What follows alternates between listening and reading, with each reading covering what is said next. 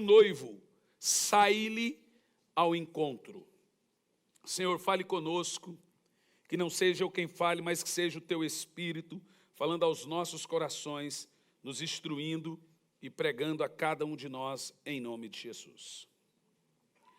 Para aqueles que amam o Senhor e esperam no Senhor e creem em sua palavra, não nos resta dúvida que o arrebatamento é real.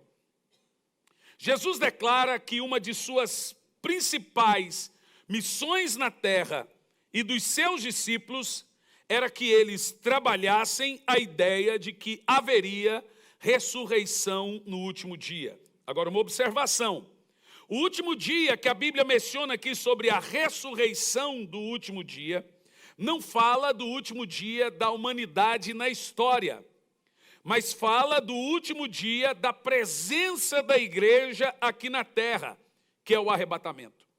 Quando Jesus fala da ressurreição do último dia, ele está falando do último dia da igreja na terra.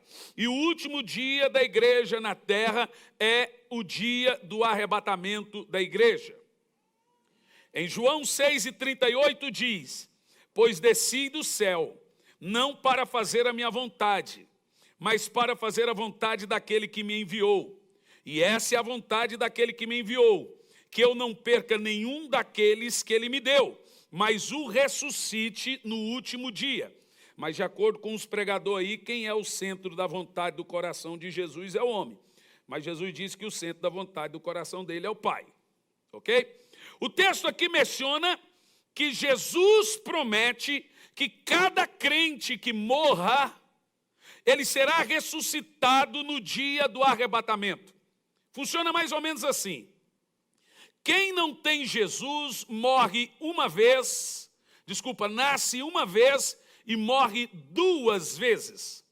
Ele morre no corpo e tem o que a Bíblia chama de dano da segunda morte, que é a morte da alma.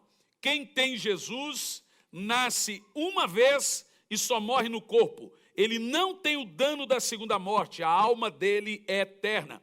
Antigamente cantava um hino assim na época do pastor Edson, pastor Emerson, na época do maestro, cantava assim, ó: não se pode matar um crente, quem é salvo não morre não, ele sobe à presença de Deus para receber seu galardão. Seu pai cantava isso, a mãe. Roupas alvas tão limpas e puras. Olha a letra dessa música. Ele sobe, ele veste para a vida melhor. O que mais, pastor Lorival?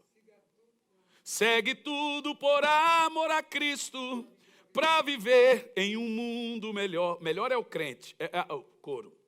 Não se pode matar um crente, Jesus realmente falou assim. Olha que lindo, gente. Quem perde a vida por mim tem sorte, porque sua morte não é o fim. Saudoso Oswaldo Nascimento. Pastor, o senhor nasceu quando? Irmão, eu sou de outra época, eu vim do passado, eu viajei no tempo. Mas a Bíblia Sagrada diz que crente não morre. Ele vive em outra esfera, crente é eterno. Ninguém mata crente, gente. Mata corpo de crente. E crente tem sangue sementeira. Mata um, nasce 10. Mata 10, nasce 100. Mata 100, nasce 1000. Você quer ver a igreja crescer? Prende o pastor da igreja. Eu prefiro os copastores. Está aqui, ó, pastor Edson, pastor Cliff, pastor Lorico. Eu vou prender tudo. Aí a igreja cresce. Pastor Emerson, prender também. Então, olha, a Bíblia Sagrada diz que Jesus promete ressuscitar os salvos no último dia. A Bíblia diz que quando a trombeta soar, quem está morto, morreu em Cristo, morrer em Cristo é quem viveu com Cristo. Ele é ressuscitado no dia do arrebatamento. Esse é o último dia. Então Jesus deixa muito claro aqui que existe um propósito muito grande dele na terra, que era pregar essa mensagem de ressurreição. Quando nós falamos de mensagem da ressurreição, é essa: todos serão ressuscitados ao ressoar da trombeta de Deus. A partir daí, nós temos algumas certezas para o que nós chamamos de arrebatamento. Primeira certeza: os mortos não estão mortos. Parece coisa de Hollywood, né? Resident Evil, The Walking Dead, os mortos não estão mortos. Mas veja bem, atravessando aqui um ponto muito importante, o crente, ele pisca o olho e na mesma hora ele está de cara com Jesus. Já imaginou? Eu sei que você tem medo da morte, mas eu já percebi que crente não tem medo de morrer, crente tem medo de deixar. Ele fica imaginando, quem é o desgraçado que vai dormir com a minha mulher? Quem é o cara que vai cuidar, vai tratar bem dos meus filhos? Porque assim, eu vou dizer uma coisa para você, irmão. Se você parar para pensar que na mesma hora que o seu espírito sai do seu corpo, você se depara com Jesus, pá, Jesus está na sua frente, meu Deus. Lá no céu não tem câncer, lá no céu não tem diabetes, lá no céu não tem dor, lá no céu não tem depressão. O céu é um lugar de beleza, de descanso, de eternidade. Mas, por exemplo, aquele que morre em Cristo e vai para embaixo do trono de Deus. Veja, o trono de Deus é um trono enorme, é um trono azul, porque você tem o trono de governo e o trono de juízo. O trono de juízo é o trono branco, o trono de governo é de safira, é azul. E Cristo está sentado sobre esse trono. Embaixo do trono tem um negócio chamado rio de cristal. É uma espécie, uma abóboda, que é firme sobre 4 querubins e tem rodas. Então, aonde vai o Senhor, esses querubins levam o trono.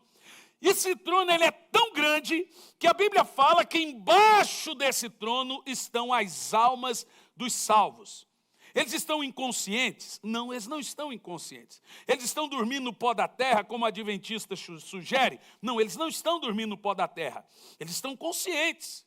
Mas no dia em que soar a trombeta, nesse último dia, no dia do arrebatamento, aquela alma que está lá volta para o corpo, junto com o espírito. E o corpo, alma e espírito são levados para o céu. O Senhor não quer só a sua alma, né? Ele quer o espírito, alma e corpo. Assim, a segunda morte é a morte do espírito, alma e corpo. São lançados no lago de fogo e condenados para sempre. É assim, ó. Quem tem Jesus, ressuscita no dia do arrebatamento. Quem não tem Jesus, só ressuscita no dia do juízo final, no trono branco.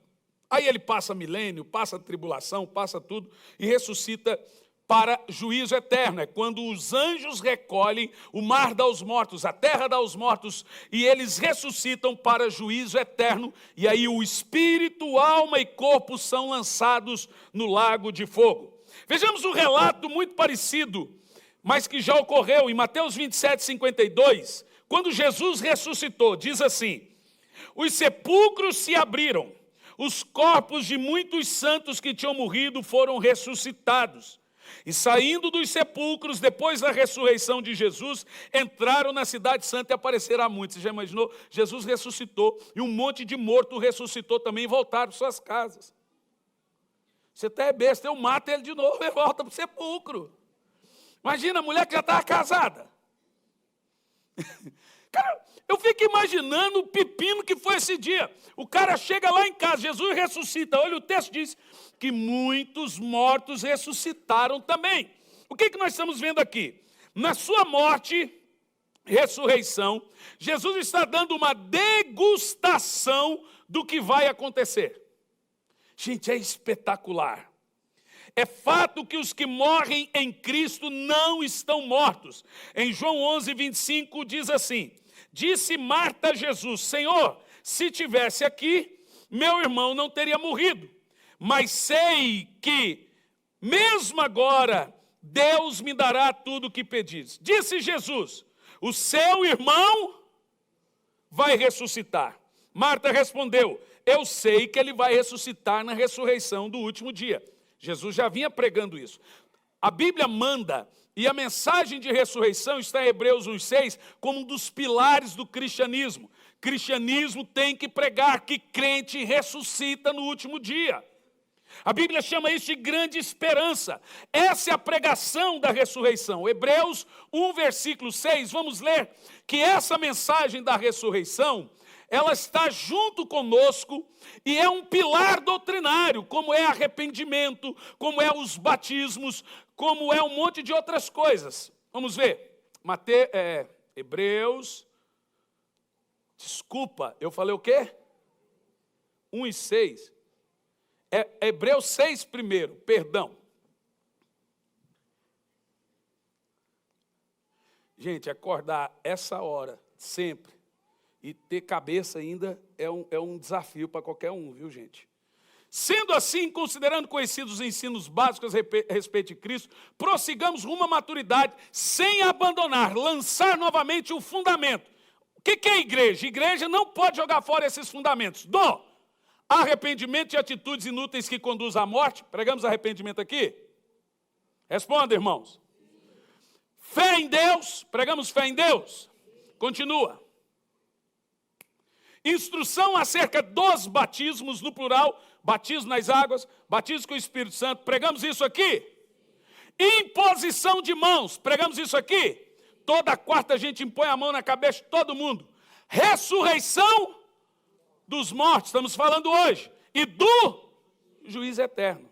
Veja, são 6 doutrinas que o apóstolo fala assim, prega o que você quiser, mas isso não pode sair de uma igreja evangélica. É pilar doutrinário, está ali na Bíblia. Não abandone isso. Agora, voltando ao texto de João 11, 21, falando sobre a ressurreição de mortos, sobre o chamado da meia-noite, sobre o arrebatamento da igreja, disse Marta a Jesus: se tivesse aqui, meu irmão não teria morrido, mas sei que agora Deus dará o que pedires. Disse Jesus: o seu irmão vai ressuscitar. Irmão, crente precisa ter isso na cabeça. A trombeta vai soar e os mortos em Cristo irão ressuscitar. Você vai rever pessoas amadas. É tremendo, né? O pastor não quer rever que é tal pessoa também mais não. Vai ter que rever. Tem gente que não quer rever ninguém, alguns aí. Mas continua o texto. E aí Marta diz a Jesus, mostra que Marta tinha um conhecimento dos ensinamentos de Jesus. Ela diz: eu sei que o meu irmão vai ressuscitar no último dia. Mas Jesus disse: eu sou a ressurreição do último dia. E ele diz mais: aquele que crê em mim, ainda que morra, viverá. Quem crê em mim não morrerá eternamente. Os crentes não morrem. Eu dou uma pausa, porque eu ouvi uma história chocante na época da perseguição aos cristãos em Cuba. Eu esqueci o nome do pregador cubano, mas Fidel Castro matou algumas centenas de milhares de pastores na época da Revolução Cubana. Então ele chegou dentro de uma igreja, lá estava o pastor pregando, e ele disse para o pastor: pare de pregar esse impostor chamado Jesus Cristo.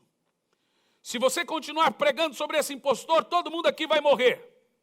O pastor olhou para Fidel Castro e toda a sua igreja e começaram a cantar: estou seguindo a Jesus Cristo, nesse caminho eu não desisto. Estou seguindo a Jesus Cristo, para trás não volto, não volto não. Fidel Castro então pega a menininha dele de 4 anos. Eu tenho uma menininha de 4 anos. E olha, põe a arma na cabeça da menininha e disse: se você não negar esse impostor, eu vou matar a sua filha. Ele olha para a esposa olha para ele: irmão, eu fico me vendo numa situação dessa. E toda a igreja e o pastor começam: estou seguindo a Jesus Cristo, nesse caminho eu não desisto, estou, pá! A menininha morre com 4 anos. Fidel Castro então pega a esposa do pastor. E aquele pastor já estava em aflição: Senhor, eu não vou conseguir. A esposa olha para ele e disse: continue, já já nos vemos. Estou seguindo a Jesus Cristo, nesse caminho eu não desisto. Estou seguindo a Jesus Cristo. Para trás, pá! A mulher morre. Então ele fala: se você não parar de pregar esse impostor, eu vou lhe matar. Era tudo que ele queria agora. Então Fidel Castro pega o pastor, põe a arma na cabeça e o pastor começa a cantar junto com a igreja. Estou seguindo, pá! E ele termina. Essa é uma história famosa, está num livro. Quantos crentes hoje não entendem a esperança de ser cristão? Abandonam a sua fé porque estão desanimados. Abandonam a sua fé porque um não se deu com o outro, porque um falou do outro, porque um não sei o quê. Isso é igreja, irmão. Abandona a sua fé porque não concorda com alguma coisa, porque está infeliz com alguma coisa, ou porque ficou chateado com alguma coisa. Mas a Bíblia Sagrada diz que aquele que crê em mim não morre eternamente. Existe uma coisa que você tem que se preocupar. A Bíblia diz: aquele que perseverar até o fim será salvo. Irmão, pode acontecer o que acontecer, nunca deixe de congregar como é costume dos outros, não perca a sua fé em Jesus, não perca a comunhão, porque vai chegar o dia que nós vamos ver o Senhor face a face. Eu vou te dizer que esse dia está chegando. Ainda que o seu corpo atravesse a experiência da morte, você não morre. Você já parou para pensar que esse corpo é uma caixa de vermes? Ele é a parte mais frágil do ser humano. Entre espírito, alma e corpo, o corpo é o mais frágil. E por causa dele você perde a sua salvação. Eu sei que para alguns dizer isso é um susto, porque está uma moda aí de dizer que quem é salvo pode ir para o boteco, pode ir para o puteiro, pode ir para onde for, ele está salvo. Bom, continue pensando assim. Saiba de uma coisa: quem morreu em Cristo não está morto. O cristão pode passar pela experiência da morte, mas quem é salvo não morre, não. Ele sobe à presença de Deus para receber seu galardão. Crente não morre. Ele passa de dimensão. Ele vai para outra dimensão. E dimensões não são assim. Assim são céu. Dimensão é assim. É a escada de Jacó, em que anjos subiam e desciam. Você muda de corpo. Você sai de um corpo carnal e passa a um corpo glorificado e espiritual. E agora você não vai viajar de uma cidade para outra. Você será como os anjos, voando nas nuvens, voando nos céus, quem sabe até nos planetas. Que coisa boa. Tem anjo que mora até no sol. Tem anjo que cuida das estrelas. Se eu vou ser como um anjo, eu vou dar uma zapeada aí, dar umas viajadinhas. Vou lá em Marte. Não, Marte é ruim, é feio. Mas Jesus está dizendo aqui, irmãos, na morte, a vida deixa o corpo. Presta atenção. Na morte, a vida deixa o corpo. Mas a vida daqueles que seguem a Cristo não deixam a Cristo. Você já foi marcado com fogo, você já foi marcado com sangue, então aquele que tem Cristo volta para Cristo, não deixa Cristo. Que coisa poderosa! Nesse sentido que Paulo diz que a morte para o crente é lucro. E ele diz mais: quem está fora do corpo está com o Senhor. A ressurreição, irmãos, pelo que a Bíblia nos mostrou aqui, é coluna da nossa fé. Essa é a esperança para aqueles que estão em Cristo, ainda que passe por uma doença traumática, momentos de dor por um câncer ou uma doença, uma tragédia numa morte, ele está bem. É nós que estamos ruins. Essa é a esperança nossa. Por isso que 1 de Paulo aos Tessalonicenses 4,18 diz: consolai-vos, pois, com essas palavras. A promessa é: concretizada na ocasião do arrebatamento. Por isso que Paulo diz que se nós não crermos na ressurreição dos mortos, a nossa fé é vã. Crente que não pensa que ele vai ressuscitar, que independente de sua dor, ele vai comparecer diante do Cristo, ele é religioso e está perdendo tempo. O arrebatamento é a doutrina especificamente cristã, que tem por base destruir todas as outras doutrinas, todas as outras religiões são destruídas quando falamos de arrebatamento. Ele dá resposta a todas as questões almáticas da vida do homem. Em primeiro lugar, o Senhor voltará pessoalmente no arrebatamento. Não será um arcanjo, não será um profeta, mas Jesus irá aparecer no céu. No arrebatamento, Jesus não vem na terra, ele vem na atmosfera terrestre. E nessa ocasião, nós veremos o Cristo glorioso.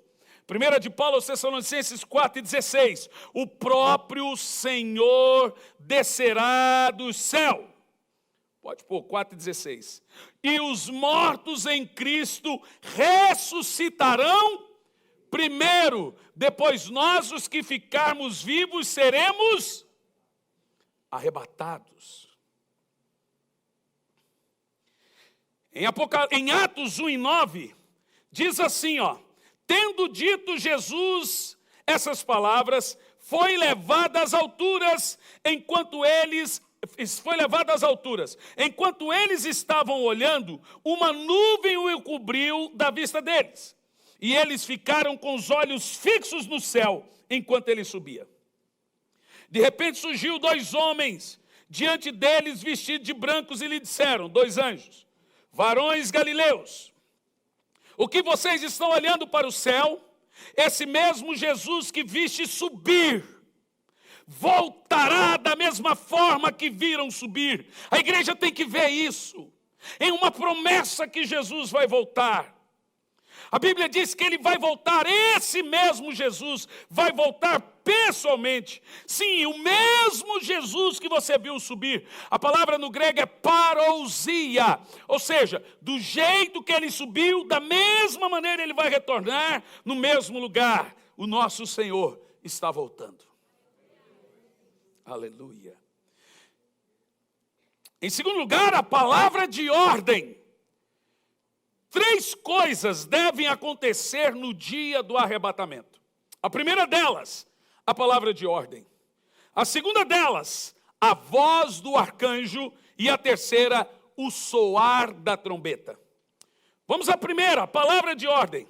O que significa a palavra de ordem mencionada no texto? A palavra grega é keleuma, que quer dizer grito de estímulo. Ou seja, é a palavra que Josué deu quando mandou o povo marchar saindo do Egito no primeiro êxodo. Josué subiu e gritou, vamos, marchem! Essa é uma palavra de comando, é o keleuma. No dia do arrebatamento, que é também chamado de segundo êxodo, quando agora a igreja deixa o Egito, que é o mundo, em rumo a Canaã celestial, nós temos também uma palavra de ordem de um general. Como dirá essa voz? A Bíblia fala, Mateus 25, verso 6. Aqui temos a palavra de ordem. Mas à meia-noite ouviu-se o grito do arcanjo. E vem a palavra de ordem. Aí vem o noivo sair ao encontro. Aqui há um grito nessa manhã dizendo, o noivo está vindo. Deixe as suas malas prontas, porque a qualquer momento iremos ouvir, Santo, Santo, Santo, Deus Todo-Poderoso, que mais esqueci? Que há de vir. Eu só sei música antiga, música nova eu não sei não. A qualquer momento, num dia como outro qualquer, no dia em que você estará trabalhando, até pecando, brigando, chateado, você vai ouvir, em primeiro lugar, a palavra de ordem. Essas 3 coisas irão acontecer. Aí vem o noivo. Meu Deus, que esse dia vai acontecer. Já imaginou se fosse hoje? Por que você se converteu para esse dia? Não somos religiosos, nós servimos a Cristo para esse dia que a Bíblia chama dia da ressurreição. Veja, quem estará vivo aqui, de alguma forma, no abrir e piscar de olhos, o corpo dele é transformado. Ele deixa o corpo corruptível e é transformado num corpo de glória incorruptível. O morto ressuscita. Você, num piscar de olhos. Existe uma diferença de santificação, glorificação e justificação. Justificação é o processo inicial. Justificação é um processo único. Ninguém é mais justo que o outro. Toda pessoa que recebe Jesus, na mesma hora ele se torna justo. Você não é mais justo que eu.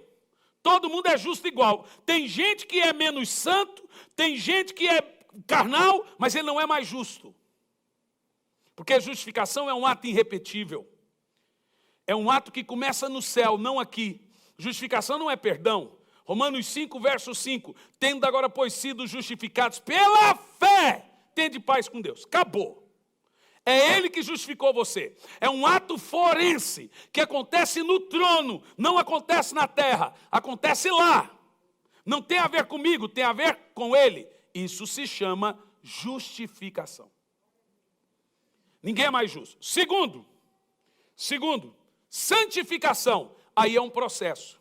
Você pode ser mais santo que o outro, mas você não pode se santificar. Santificação é uma obra do Espírito, santidade é uma obra minha. Eu não me santifico, mas eu me mantenho santo. Terceiro, glorificação. Tem gente que confunde santificação com glorificação. Ei, irmão, você tem que ser isso. Para aí. Você vai ser perfeito no dia do arrebatamento.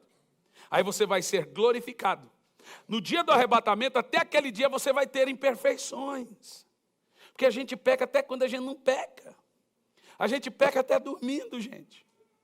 Você já pegou sua esposa falando mal de alguém dormindo? Menina! Falando não. Você já pegou seu marido conversando, dormindo? Não peque. Você já pegou pessoas pecando até sem querer? Você já viu que a maioria dos nossos erros a gente fala, não percebi que te magoou. Mas magoou, pecou. Mas no dia da glorificação, nossos corpos mortais, cheios de doenças e mentes pecaminosas, são revertidas, glorificadas. O mortal se veste de imortalidade e o corrupto se veste de incorruptibilidade.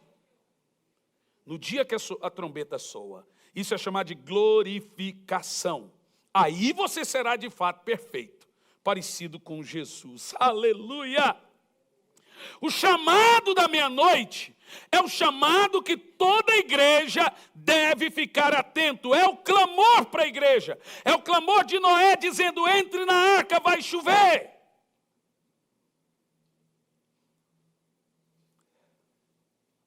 É esse grito, irmão, que despertará a igreja do sono, que tirará os mortos do túmulo. E aí você vai dizer, e valeu a pena, vai valer a pena tudo, querido. Cada dia de culto, cada luta, cada problema, nesse dia você vai dizer, poxa, e pensar que um dia eu pensei em desistir. Em próximo lugar, a voz do arcanjo. Então o que nós vimos? Palavra de ordem. E agora vem a voz do arcanjo. Quem é o arcanjo que vai chamar? Esse arcanjo aqui vai convocar todos os justos da velha aliança que morreram pela fé e também os salvos que estarão na terra. Em Daniel, no capítulo 12, do verso de 1 a 12, nós temos um texto que nos fala sobre essa convocação. Mas no verso 13, o texto deixa claro, verso 13. Do 1 ao 12 você lê em casa. O verso 13 nos mostra, tu, porém, vai em paz, segue o teu caminho até fim, descansarás, e então no final dos tempos te levantarás para receber a herança eterna. O arcanjo vai fazer como Jesus, quando chamou Lázaro. Sai para fora, ressuscita. Imagina o dia do arrebatamento, a voz do arcanjo. Fulano, a Bíblia diz que ele vai chamar pelo nome. Levanta do pó. A sua alma, a alma da pessoa vai sair lá do paraíso, voltar para o corpo e ressuscitar espírito, alma e corpo. O Senhor quer salvar espírito, alma e corpo. É Ele que vai santificar o nosso espírito, alma e corpo. Isso é tremendo. Miguel, aqui que é o arcanjo, deixa claro para Daniel nesse texto que no dia da ressurreição, Miguel deixa e diz para ele: no dia da ressurreição eu acordo você, eu desperto você.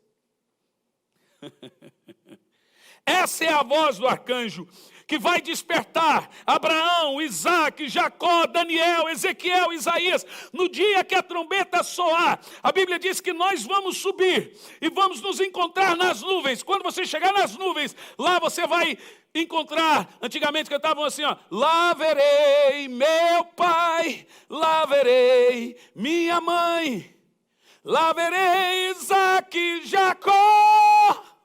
Meu Deus, você vai ver Isaac, Jacó, Daniel, Ezequiel, e você vai comprimir, então é você.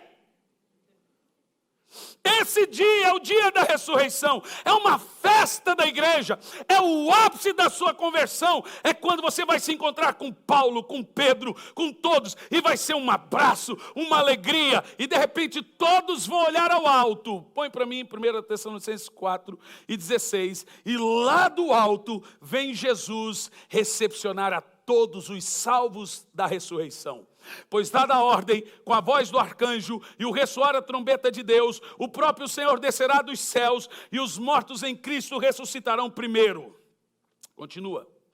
Logo em seguida, nós, os que estivermos vivos sobre a terra, seremos arrebatados com eles nas nuvens para o encontro do Senhor nos ares. Será uma multidão incontável de toda tribo, povo, língua e nação a abraçar o Messias, aquele que morreu por todos esses salvos, cantando não sei que tipo de hino, mas talvez um aleluia de Handel, um coral bem top, melhor que C3, explodindo de louvor na glória. Para isso que você é crente, cidadão. Por isso que a pressão na nossa cabeça, por abandonar, por não congregar, por ficar em casa é grande.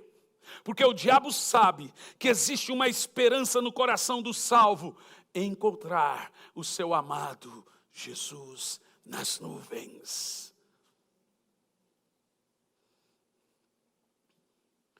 Voz da Verdade, antigamente cantava um hino assim, a Verônica sabe. Eis que vejo os céus abertos, o esposo está chegando, rodeado, você sabe, né, Vieira? Você já foi desviado da Assembleia de Deus, ó.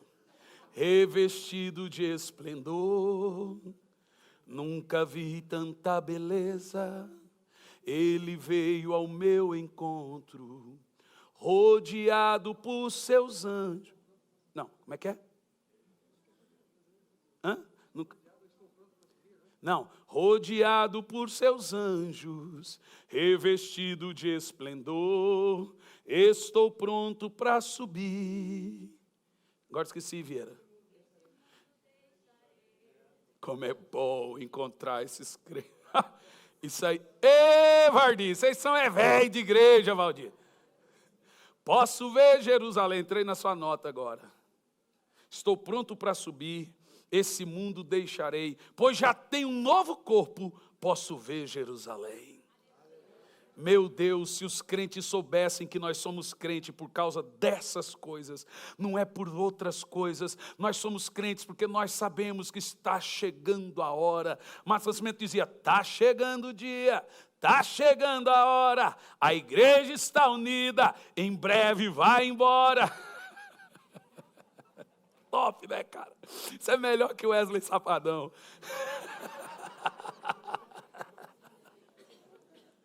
Tem gente que fica ouvindo Wesley Safadão. Ah, meu Deus. Meu irmão, como é bom ser crente. Diante de lutas, perdendo familiares, enterrando seus mortos, descobrindo enfermidades, tendo problemas financeiros, tendo aflições, pressão espiritual. Mas nós sabemos, falamos como Jó, o nosso Redentor vive. Está chegando a hora que Ele virá ao meu encontro. Aleluia! Oh, glória a Deus!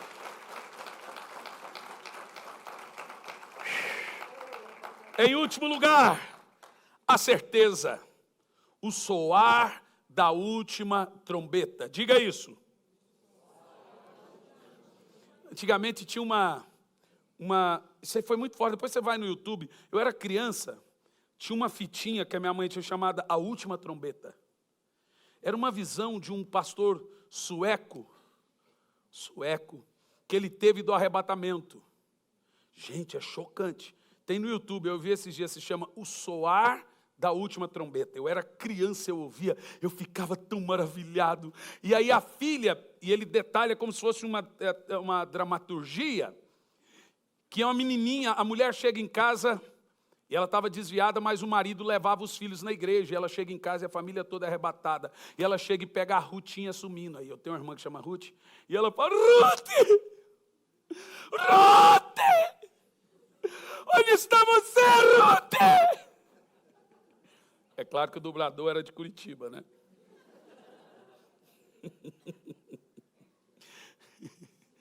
O soar da última trombeta. No versículo 16, você encontra o texto assim, ó. Dada a ordem. 1 Tessalonicenses 4,16. Vemos a voz da ordem, né? A palavra de ordem. Voz do arcanjo e o ressoar da trombeta de Deus. Veja bem, tem a trombeta de Deus e tem a trombeta do anjo. A última trombeta, que faz parte das 7 trombetas do Apocalipse, é a trombeta do anjo. A do arrebatamento é a trombeta de Deus. Veja, a voz é do arcanjo e a trombeta é de Deus. Já lá nas 7 trombetas que desencadeia a tribulação e etc, etc, a chamada última trombeta é quando Jesus vem visivelmente na terra com aqueles que foram arrebatados 7 anos antes. Agora preste atenção. Quando o período da graça começou? O período da graça começou quando a igreja foi inaugurada. E a igreja foi inaugurada com 2 eventos. Primeiro, a ressurreição de Jesus. E segundo, o arrebatamento de Jesus em Atos 1:9. Você lembra? Ele foi arrebatado nas nuvens, desapareceu nas nuvens, foi arrebatado. Então ali começa o período da graça. O período da graça também vai terminar com 2 eventos. O primeiro, o período da graça começou com 2 eventos. A ressurreição de Jesus e o arrebatamento de Jesus. O período da graça termina também com 2 eventos similares. A ressurreição dos mortos em Cristo e o arrebatamento da igreja. Você percebeu? Tremendo, não é? Em Atos 2:22, na descida do Espírito Santo, a igreja é inaugurada. Em Tessalonicenses 2:7, na subida do Espírito Santo, a igreja é levada. Quando o Espírito Santo desce, a igreja é inaugurada. Quando o Espírito Santo sobe, a igreja é arrebatada. O Espírito Santo vai subir, e é ele que vai levar a igreja para as nuvens. Ele arrebatou Elias, ele arrebatou Moisés, ele arrebatou Ezequiel, ele arrebatou Daniel, ele arrebatou Jesus até o deserto, ele arrebatou Filipe, e é o Espírito Santo que vai arrebatar a igreja, levando a noiva para se casar com o noivo. A igreja, em Atos 2:2, é inaugurada ao som do céu. E o tempo da igreja acaba na terra também com um som vindo do céu. Em Atos 2:2, ela é inaugurada com um som vindo do céu. E no arrebatamento, o arrebatamento acontece com um som vindo do céu. É o soar da trombeta de Deus. E aqui eu concluo. Para onde iremos? a hora que a trombeta soar. Filipenses 3:20. Agora eu quero vibração, hein? A nossa morada está nos céus, onde esperamos o nosso Salvador Jesus Cristo. A Bíblia diz mais: e Ele transformará nossos corpos humilhados para sermos semelhantes ao corpo dele glorificado.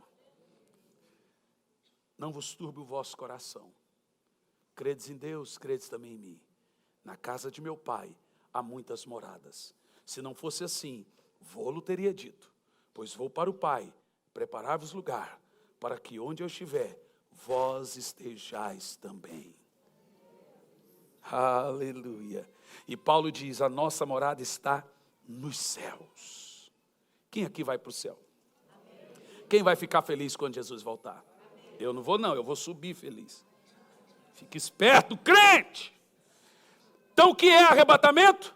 Arrebatamento é preparação para as bodas do Cordeiro. Um dia de grande alegria. Para a igreja, agora é simbolicamente casada com o Cordeiro. Segundo lugar, encontro da igreja com o Senhor Jesus, por quem ela tanto viveu e creu. Terceiro lugar, nossa bendita esperança.